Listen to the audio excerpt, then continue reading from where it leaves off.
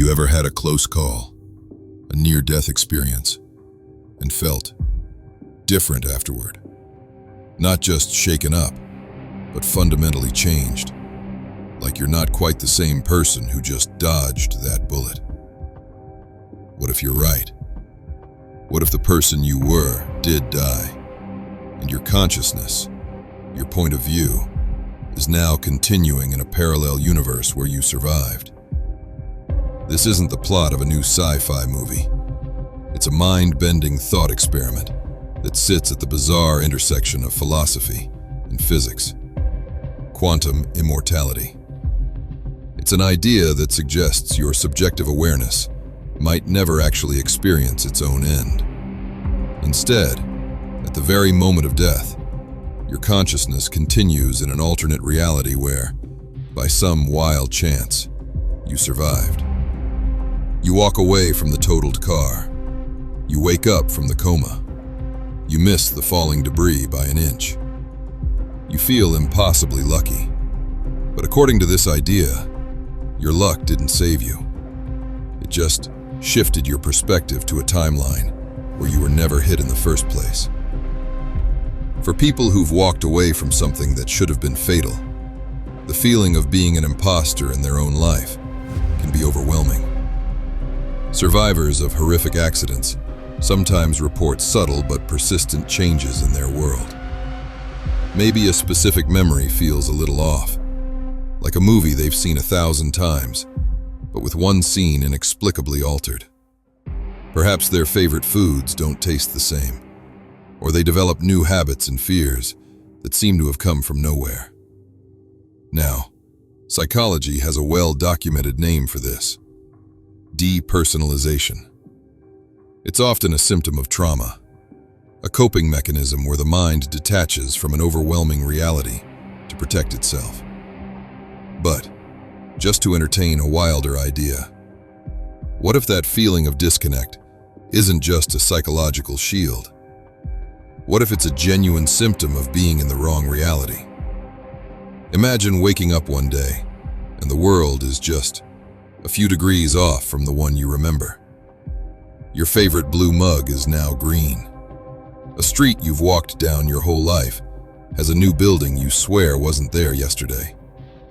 Your friends and family look and talk the same, but there's a distance you can't quite put your finger on.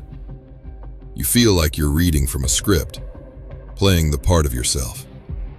This is the quiet horror some people describe, a feeling that the life they're living isn't entirely their own, because, in a way, it isn't. Sluggish.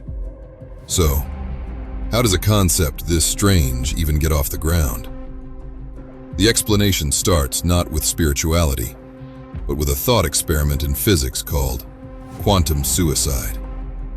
It was designed to explore the bizarre consequences of one interpretation of quantum mechanics.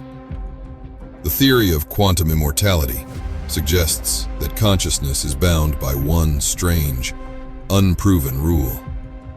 It can never perceive a state of its own non-existence. From your subjective point of view, you are, in a sense, immortal. This doesn't mean your body won't age or that you won't die. In fact, you will die, perhaps countless times. But you, your first-person perspective, will only ever witness the timelines where you continue to exist. Think of it like a video game character with infinite lives. In one playthrough, you miss the jump and fall into the pit. Game over. But another version of you, in a parallel playthrough, makes it across. Quantum immortality is the philosophical proposal that your awareness is locked into the perspective of the character who always makes the jump. Every time you face a life-ending event, reality, according to this idea, splits. In most of these new universes, you die. But in at least one, however improbable, you survive. And that's the universe your consciousness seamlessly transitions in, without ever knowing it made a switch. To understand how this is even a remote thought, we need to dip our toes into the very weird world of quantum mechanics. It starts with an idea from physicist Hugh Everett III called the Many Worlds Interpretation, MWI. In the 1950s, Everett proposed a radical solution to a puzzle in quantum physics. At the quantum level, particles exist in a cloud of possibilities called a superposition.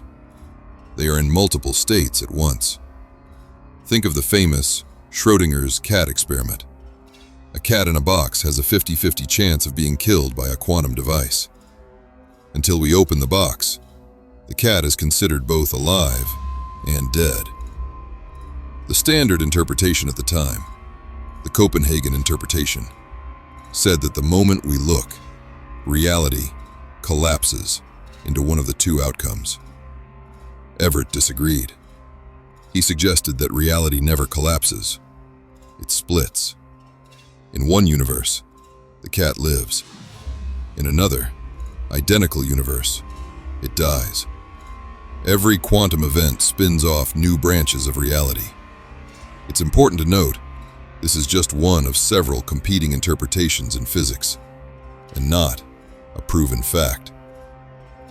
Quantum immortality is what you get when you stretch this interpretation to its most extreme philosophical limits and apply it to consciousness. If every possible outcome is physically realized in a separate world, then for any event that could kill you, there must be a universe where you survive, no matter how slim the odds. Your consciousness, from its own perspective, would always find itself on the surviving branch of that cosmic tree, because the branches where you die are, by definition, ones you can no longer experience. If this purely hypothetical idea were true, would there be any evidence? This is where the theory bleeds into other strange phenomena, like the Mandela Effect. The Mandela Effect is what we call it when large groups of people share the same false memory. For instance, many people distinctly remember Nelson Mandela dying in prison in the 1980s, complete with memories of news reports. But in our current reality, he was released and lived until 2013. People recall a kid's book series spelled The Berenstain Bears, not Berenstain Bears. Now, the scientific explanation is straightforward. Human memory is flawed. Our brains fill in gaps with plausible but incorrect information. But the parallel universe hypothesis offers a more tantalizing, if completely unproven, alternative. What if these aren't false memories? What if they're echoes from a reality you shifted from? Maybe in the universe you just left, it was Berenstain, and that memory is a faint scar from a world you can never return to. These collective misrememberings could just be the result of our faulty memories, or, in this speculative view, the psychological footprints of consciousnesses slipping between timelines. The idea of never dying might sound good at first, but within this thought experiment, quantum immortality isn't a promise of a blissful eternal life. It's more like a curse. The theory doesn't make you invincible. Versions of you in other timelines are still gone, and it doesn't protect you from pain, grief, or the horrors of aging. Imagine a future where you survive everything. You walk away from car crashes. You beat terminal illnesses against all odds. You live through disasters that claim everyone around you. You'd become a living ghost. But you would still get older. Your body would still decay. Quantum immortality doesn't save you from decrepitude. It might only guarantee that you experience the full, agonizing process of your body falling apart, unable to find the release of death, because there's always some 1 in a trillion chance your heart beats one more time. And what about the people you leave behind? In every universe where you died, there's a family grieving and a world that feels your absence. You, the survivor, have unknowingly jumped ship to a new reality, leaving a wake of sorrow across the multiverse. You may be immortal from your perspective, but you'd also be forever a ghost, haunting a life that ended countless times before. It's a terrifying thought, but a fascinating one. What do you think? Is quantum immortality a plausible extension of physics, or just a mind-bending story that reveals more about our fear of death than reality itself? Let us know your thoughts in the comments. Ultimately, quantum immortality remains a purely theoretical and untestable idea, living in the realm of philosophy as much as physics. There's no way to prove you shifted from another universe, just as there's no way to prove you haven't. While the many worlds interpretation is considered a mainstream idea, it's not the only one, and there is no scientific consensus. Even within MWI, the branches are seen as non-communicating. There is no known or proposed mechanism for information or consciousness to pass between them. But the theory leaves us with a profound and unsettling question about our own identity. If there are countless versions of you, living out every possible choice, which one is the real you? Maybe the you reading this is just one of an infinite crowd. Or maybe, just maybe, you're the one who survived. The next time you have a close call, you might wonder, is this a second chance?